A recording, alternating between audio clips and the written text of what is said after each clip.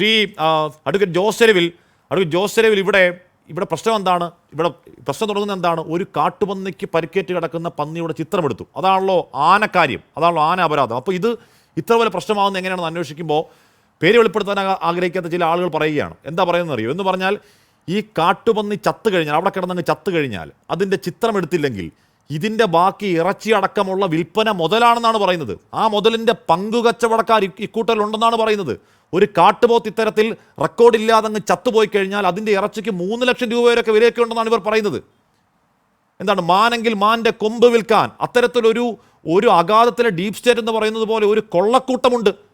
കൊള്ളക്കൂട്ടത്തിന് പൊള്ളി അഡ്വക്കേറ്റ് ജോസ് ചെരുവിൽ.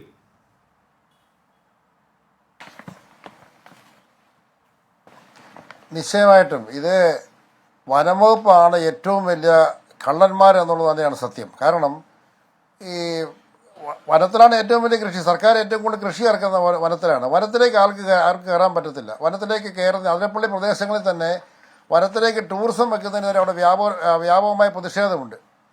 അതിനെതിരെ ശബ്ദം ഉയർത്തുന്നുണ്ട് ആളുകൾ. ഇതുപോലുള്ള പല കാര്യങ്ങളും വനം വകുപ്പ് വനത്തിനുള്ളിൽ നടത്തുന്ന കൊള്ളകളെ വെളിച്ചത്ത് കൊണ്ടുവരാൻ മാധ്യമപ്രവർത്തകർ വളരെയേറെ ഉത്സാഹിക്കുന്നുണ്ട്.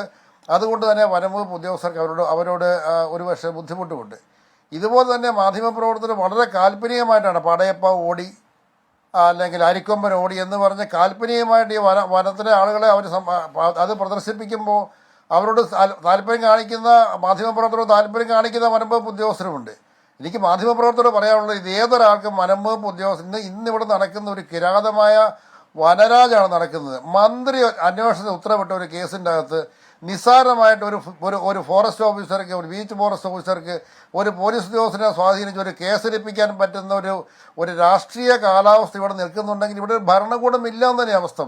ജനാധിപത്യ രാജ്യത്ത് ഒരു മന്ത്രി പറയുകയാണ് ഈ വിഷയത്തെ സംബന്ധിച്ച് അന്വേഷിക്കാൻ നടപടിയെടുക്കും എന്ന് പറഞ്ഞപ്പോൾ മന്ത്രി ഞങ്ങൾക്ക് പുല്ലാണെന്ന് പ്രഖ്യാപിക്കാൻ ഇവിടുത്തെ ഒരു ബീറ്റ് പോലും ഫോറസ്റ്റ് ഉദ്യോഗസ്ഥനും ഒരു CIക്കും സാധിച്ചിട്ടുണ്ടെങ്കിൽ ഇവിടെ ഭരണമില്ല, ഇവിടെ ജനാധിപത്യമല്ല ഭരിക്കുന്നത്, ഉദ്യോഗസ്ഥ രാജ ഭരിക്കുന്നത്. ഇവിടെ മാധ്യമപ്രവർത്തകർ മനസ്സിലാക്കേണ്ടത് ഇത് മാത്രമല്ല. ഞാൻ പ്രതികരിക്കുന്ന കേരള ഇൻഡിപെൻഡൻറ്റ് ഫാർമേഴ്സ് അസോസിയേഷനെയാണ്. കേരളത്തിലെ കർഷകരുടെ മേലെ വനം വകുപ്പ് നടത്തുന്ന നിരന്തരമായ ക്രൂരകൃത്യങ്ങളുണ്ട്. കള്ളക്കേസുകളുടെ പരമ്പര തന്നെ എണ്ണി പറയാനാണ് നിരവധി. പൊന്നുമത്തായി ഉൾപ്പെടെ, സന്ദീപ് ഉൾപ്പെടെ, സരിൻ ശശി ഉൾപ്പെടെ, പ്രിൻസ് ദേവസ്യ ഉൾപ്പെടെ നിരവധി ആളുകളെ കള്ളക്കേസിൽ കുടുക്കി ഉള്ളിലാക്കാൻ വേണ്ടിയുള്ള വനം വകുപ്പ് ശ്രമങ്ങൾ നടത്തുന്നുണ്ട്. ഒരു കാര്യം ഞാൻ പറയുന്നത് വളരെ പ്രാധാന്യത്തോടെ പറഞ്ഞൊരു കാര്യമുണ്ട്. ഇന്ത്യൻ ഭരണഘടനയിൽ ഒരു മനുഷ്യൻ്റെ മൗലിക അവകാശത്തിൽ ഏറ്റവും പ്രാധാന്യം നൽകിയിട്ടുള്ളൊരു കാര്യമാണ് അവൻ്റെ സ്വാതന്ത്ര്യം എന്ന് പറയുന്നത്. അത് 1 മിനിറ്റ് നേരത്തേക്ക് ആയാൽ പോലും തടസ്സപ്പെട്ട റോങ് ഫുഡ് റെസ്ട്രെയിൻ എന്ന് പറഞ്ഞ കേസെടുക്കാൻ ഇവിടെ നിയമത്തിൽ വ്യവസ്ഥയുള്ള രാജ്യത്ത് ഒരു ചെറുപ്പക്കാരനെ അന്യായമായിട്ട് ജയിലിൽ പാർപ്പിക്കാണ്ട് ഈ രാത്രി ആൾ ജയിലിൽ കഴിയുക 12 മണിക്കൂറായി. ഇടതുപക്ഷത്തിൻ്റെ നയം ഇതല്ലെന്ന് പറയുന്ന ഉണ്ടെങ്കിൽ എനിക്ക് ഇടതുപക്ഷമോ വലതുപക്ഷമോ എന്നുള്ളതല്ല, ഈ രാജ്യത്ത് ഒരു ഭരണകൂടം ഉണ്ടെങ്കിൽ തെറ്റ് ചെയ്ത ഉദ്യോഗസ്ഥന് ഇന്ന് സസ്പെൻഷനായി വീട്ടിൽ പോകേണ്ട സമയം അതിക്രമിച്ചു കഴിഞ്ഞു. നേരത്തോട് നേരമായി ഒരു നടപടിയും സർക്കാരിന്റെ ഗുരുതരമായി നീതിയുള്ള നാട്ടിലല്ലേ അതൊക്കെ പോയല്ലോ. എന്തായാലും ഇത് ഓർത്തു നോക്കൂ. വനം മന്ത്രി കേസെടുക്കാൻ, വനം മന്ത്രി അന്വേഷിക്കാൻ നിർദ്ദേശിച്ച ഒരു കേസിലാണ്, വനം മന്ത്രി അന്വേഷിക്കാൻ നിർദ്ദേശിച്ച അന്വേഷണം തുടങ്ങി, CCF അന്വേഷണം തുടങ്ങിയ ഒരു കേസിലാണ് വനം മന്ത്രിക്ക് പുല്ലുവില കൊടുക്കാതെ അതിനു മുകളിലേക്ക് ആ ഉദ്യോഗസ്ഥൻ പോകുന്നത്.